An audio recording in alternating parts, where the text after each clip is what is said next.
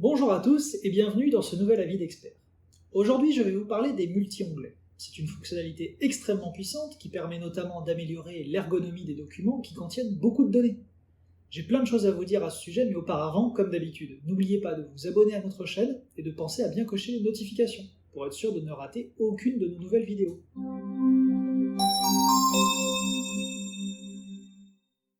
Le multi-onglet est, avec le motif et la transposition, l'un des 3 compartiments qui permettent d'organiser les données dans un document GT. Mais surtout, le multi-onglet permet d'améliorer l'ergonomie en répartissant vos données sur plusieurs onglets de façon totalement dynamique. Imaginons un document comportant 3 onglets, A, B et C.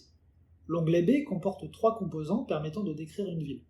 Un composant pièce jointe, image permettant d'afficher une photo, une boîte de saisie permettant d'afficher et de modifier la population, une boîte de saisie permettant d'afficher et de modifier la surface. Enfin, une formule calcule la densité de population. Le multi-onglet va me permettre de dupliquer l'onglet B pour chaque ville. Techniquement, pour chaque item du champ City, GT va créer une copie de l'onglet B et l'alimenter avec les données de la ville correspondante. À l'exécution, j'obtiendrai donc un onglet Paris, un onglet New York et un onglet Tokyo.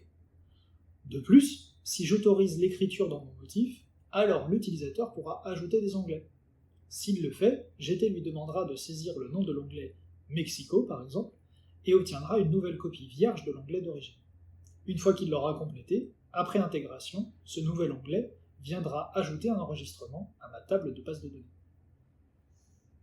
Maintenant que vous avez compris le principe, voyons un onglet... Maintenant que vous avez compris le principe, voyons un exemple réel. Voici un questionnaire issu d'un reporting commercial. Chaque magasin reçoit un document contenant son catalogue de produits, ordonné par catégorie, par marque et par référence. Et pour chaque référence, on compare les quantités vendues et la marge pour le mois précédent avec le mois en cours et le mois suivant.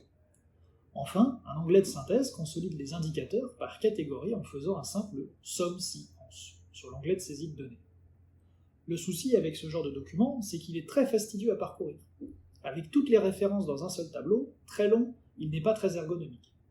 Avec un multi-onglet, je pourrais améliorer l'ergonomie en créant dynamiquement un onglet pour chaque catégorie. Voyons comment faire. Contrairement au motif ou à la transposition, le multi-onglet est totalement paramétré dans Design. Il me suffit d'aller dans l'arbre des compartiments et de cliquer sur « Ajouter un multi-onglet ». À ce moment, Design me demande le nom de l'axe de multi-onglet. Cet axe doit correspondre au champ qui alimentera les onglets dans la base.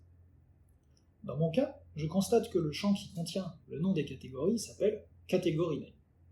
Pour ne pas faire d'erreur, je vais aller copier-coller le nom d'un champ depuis l'un des composants qui s'affiche dans le document. Avec le moteur de recherche de Design, je trouve tout de suite 2 composants qui affichent ce champ. Ce qui me permet d'aller les chercher et de copier-coller le nom.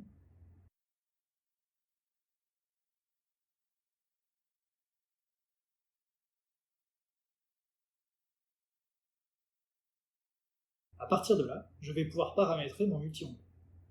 Je commence par sélectionner le ou les onglets qui seront dupliqués. Dans mon cas, je veux simplement dupliquer l'onglet Quantities. Je vais donc l'ajouter au multi-onglet et c'est tout. Les autres options servent à paramétrer un multi-onglet accessible en écriture, dans lesquels les utilisateurs pourraient créer des onglets ou en supprimer.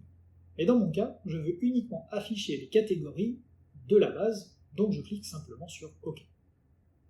Notez que l'arbre des compartiments a été mis à jour. Les compartiments qui étaient présents dans l'onglet sont dorénavant représentés comme des enfants du multi-onglet Quantities. Enfin, vous noterez que l'onglet affiche dorénavant une icône symbolisant un groupe d'onglets, ce qui vous permet de visualiser d'un coup d'œil les onglets qui font partie d'un multi-onglet. Il ne reste plus qu'à mettre à jour les données.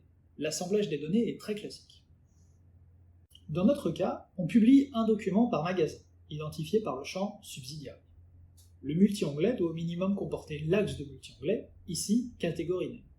De plus, dans mon cas, la liste des catégories n'est pas la même pour tous les magasins. Il faut donc que mon multi-onglet comporte également l'axe de diffusion pour que GT effectue la jointure. Enfin, le motif des produits doit évidemment comporter la liste des produits et tous ses attributs, ainsi que la catégorie pour comporter les catégories affectées au magasin.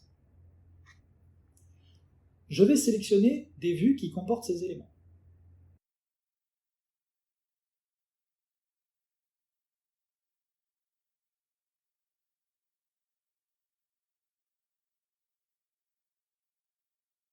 Voilà.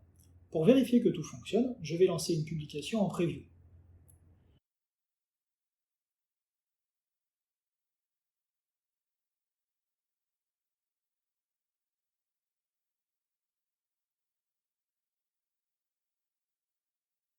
Et voilà, l'onglet Quantities a disparu et à la place, j'ai bien un onglet pour chaque catégorie de produits.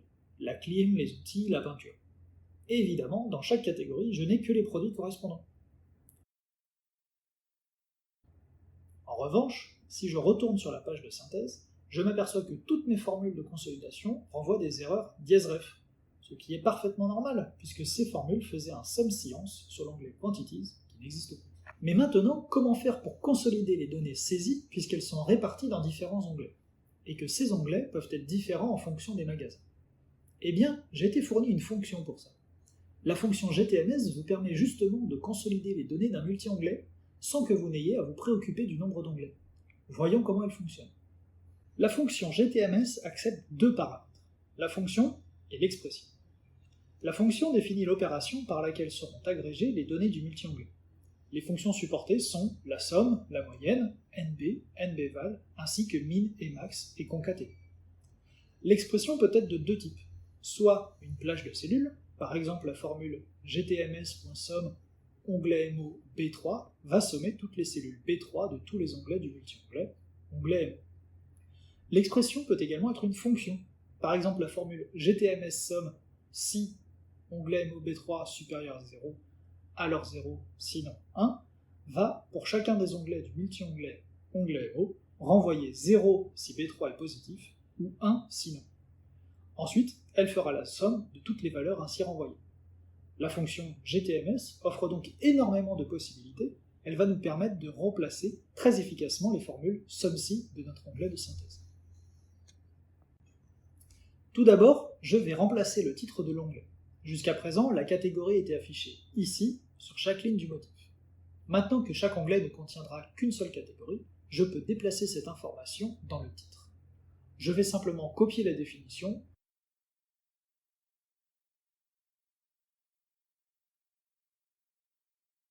N'oubliez pas de supprimer l'ancien composant, sinon vous aurez un doublon. Ensuite, je vais créer mon agrégation. Le tableau de synthèse est un motif qui comportera une ligne par catégorie. Je veux donc créer une formule qui me permettra, pour chaque ligne de catégorie, d'agréger les données de l'onglet correspondant à cette même catégorie. Pour la ligne Tools, je veux agréger les données de l'onglet Tools. Pour la ligne Paint, de la même manière, je veux agréger les données de l'onglet Paint, etc., etc. Comme chaque ligne n'a besoin que des données d'un seul onglet, techniquement, je pourrais construire la référence à l'onglet ciblé avec une fonction indirecte. Mais indirect est une fonction volatile, qui coûte très cher en performance, alors qu'avec une fonction GTMS, GT va construire automatiquement la référence sans utiliser de fonction volatile. Voici comment je vais faire. Je vais créer une formule GTMS somme qui agrégera la fonction suivante. Si la catégorie dans le titre de l'onglet, attention à bien figer la référence, est égale à la catégorie affichée dans l'overview, là encore on fige la colonne pour pouvoir tirer la formule, alors on fait la somme de la colonne.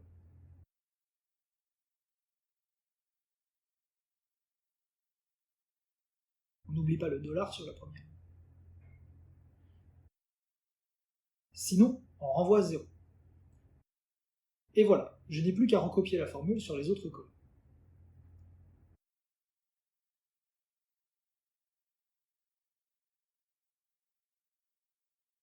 J'importe les modifications d'un design.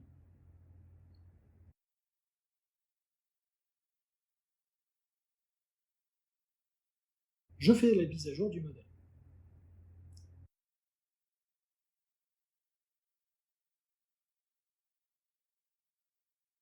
Et je teste sur une nouvelle preview. Là encore, je vais choisir la Suisse parce que j'aime bien.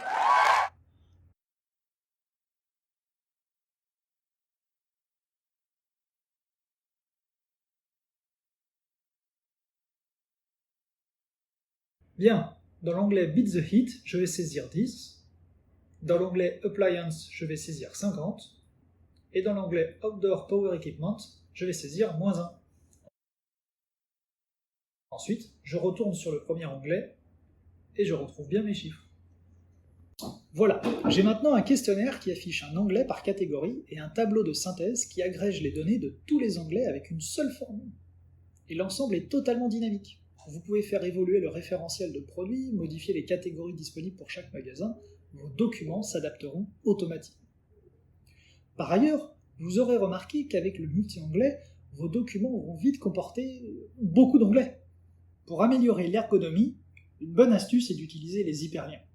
Ici, chaque ligne de catégorie contient un hyperlien qui pointe vers l'onglet correspondant. Et à l'inverse, sur chaque onglet, j'ai un hyperlien qui me ramène vers la synthèse. Bien, avec ce document, je vous ai montré le fonctionnement d'un multi-onglet en lecture seule. L'utilisateur recevait la liste des catégories qui lui étaient affectées et il ne pouvait pas la modifier. Or, permettre aux utilisateurs de créer des onglets peut également se révéler très pratique. Voyons un exemple. Voici une campagne de gestion de projet. Ici, on voit que l'utilisateur Gérard Salandre a 2 projets qui lui sont affectés. On a donc un document par projet.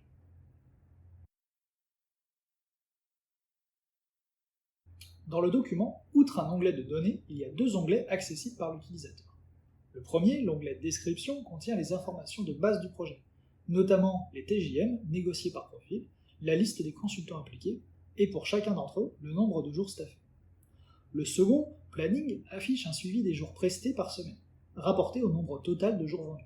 Par exemple, ici on voit que tous les jours consommés ont été utilisés, et il y a même 0,6 jours de hors budget. Dans l'autre projet, en revanche, on constate qu'il reste 80,3 jours dans le budget. L'avantage de présenter un document par projet, c'est que chaque document est très facile à appréhender. Mais l'inconvénient, c'est que pour comparer les projets, l'utilisateur est obligé d'ouvrir plusieurs documents. Et si on voulait permettre aux utilisateurs de créer des nouveaux projets, il faudrait utiliser un axe de validation supplémentaire et encore un autre document de ce fait. Un multi-onglet peut justement servir à simplifier tout ça, en présentant tous les projets dans un seul document.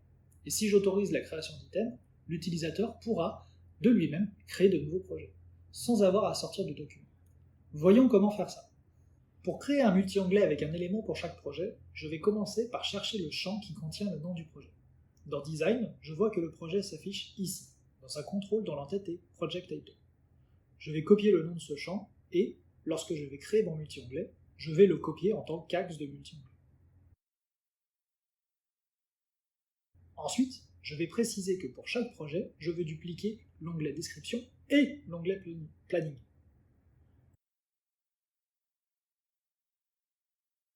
Enfin, je vais autoriser l'ajout et la suppression d'items pour que mon utilisateur puisse ajouter et supprimer des projets.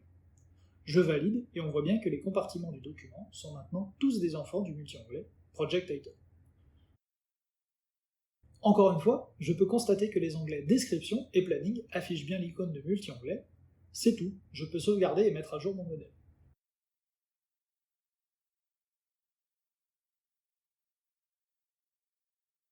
Je vais maintenant devoir légèrement modifier mon action de publication. Jusqu'à présent, je créais un questionnaire par projet et je l'affectais à un utilisateur.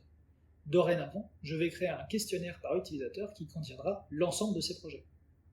Je vais donc modifier ma relation d'affectation pour qu'elle ne contienne bien que les ID distincts des utilisateurs. Une ligne par utilisateur.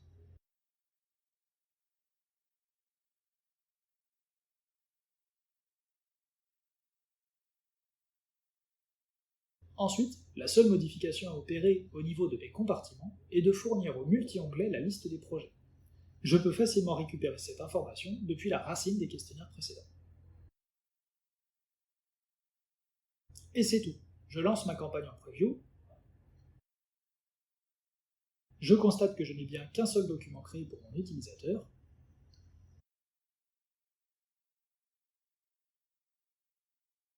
J'ouvre le document et je constate que pour chaque projet, mes 2 onglets sont présents. GDPR Description et GDPR Planning, ainsi que Talents Ahead Description et Talents Ahead Planning. Et comme j'ai autorisé l'ajout d'éléments, l'utilisateur peut faire un clic droit sur un onglet et insérer un nouveau projet. Je vais créer un projet appelé My Project et 2 nouveaux onglets apparaissent, My Project Description et My Project Planning. Je peux maintenant saisir des valeurs, ajouter des consultants,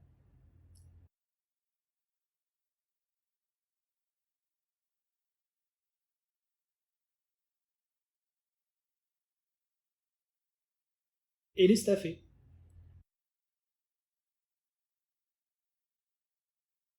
Et mes consultants apparaissent dans l'onglet Planning ainsi que mes indicateurs.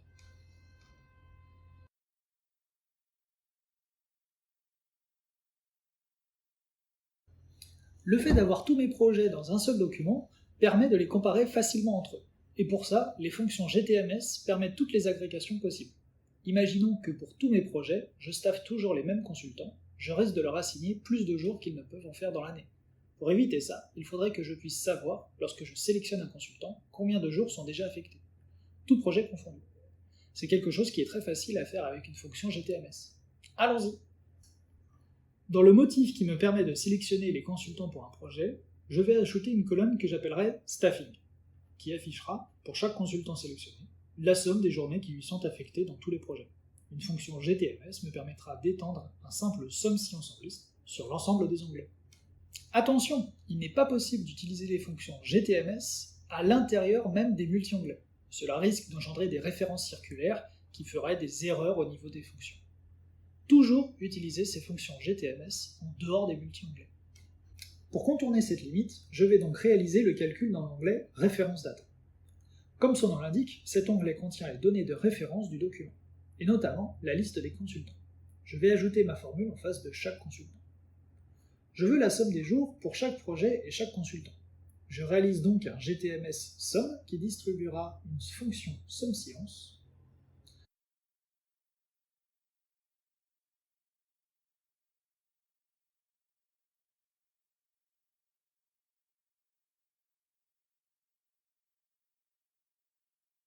Dans chaque projet, je somme la colonne Solid Days, et on n'oublie pas de figer la première ligne.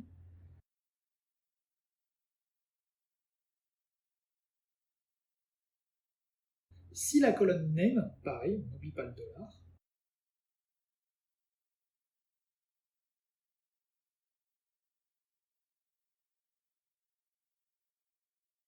Contient le même nom que celui qui est en face de la formule.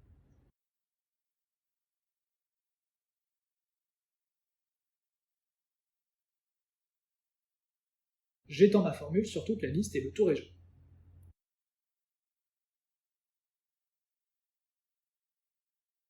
Ensuite, dans l'onglet Description, je peux maintenant ajouter ma colonne Staffing,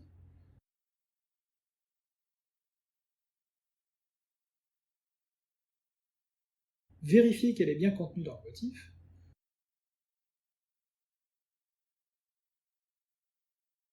puis créer la formule qui sera un simple recherche V.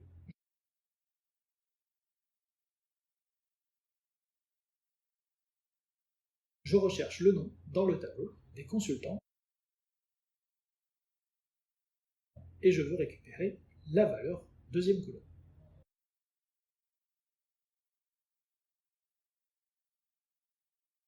Je veux évidemment une correspondance exacte.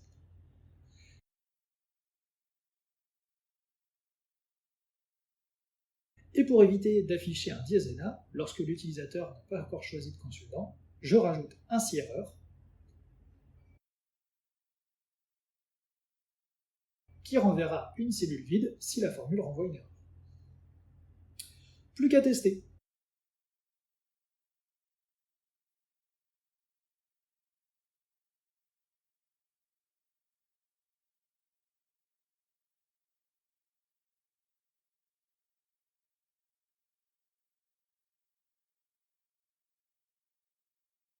Je sauve, je mets à jour mon modèle,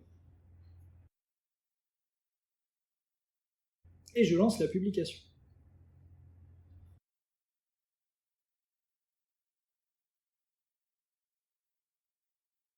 J'ouvre le document,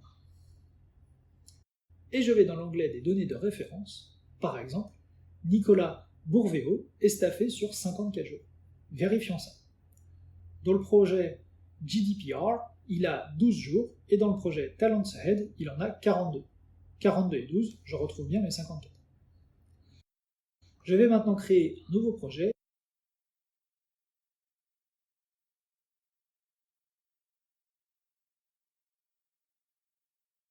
et sélectionner Nicolas Bourvéo, et je vois tout de suite qu'il est staffé sur 54 jours.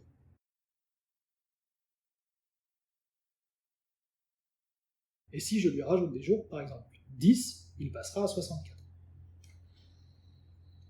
Avec cette technique, il serait très facile de définir une limite maximale pour chaque consultant, et de créer une contrainte qui empêcherait l'utilisateur de transmettre une réponse dans laquelle un consultant serait staffé sur plus de jours que la limite.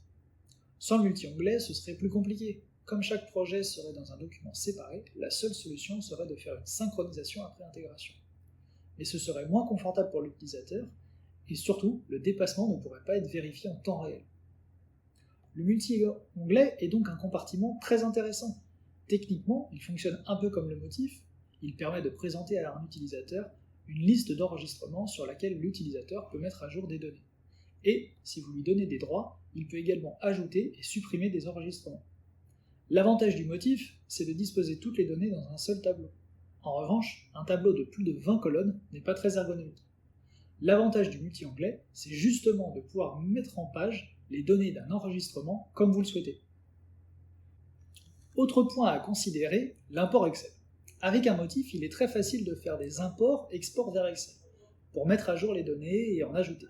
Le multi-onglet, lui, supporte également l'export et l'import Excel, mais il ne permet pas d'ajouter d'éléments.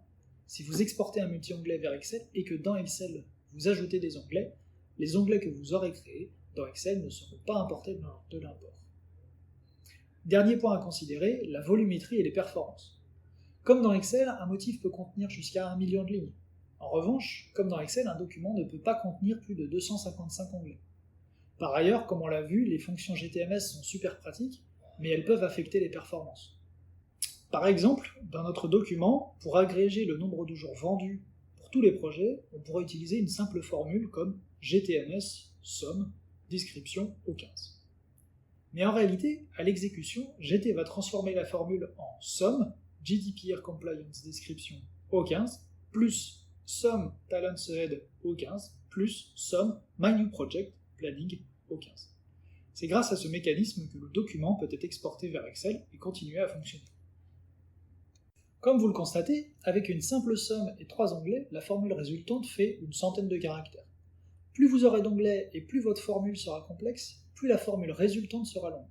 La limite d'Excel pour les formules étant fixée à 8000 caractères, vous avez donc de la marge. Mais ne vous étalez pas. Regroupez au maximum vos fonctions GTMS dans un onglet technique, tel que je vous l'ai montré dans le document.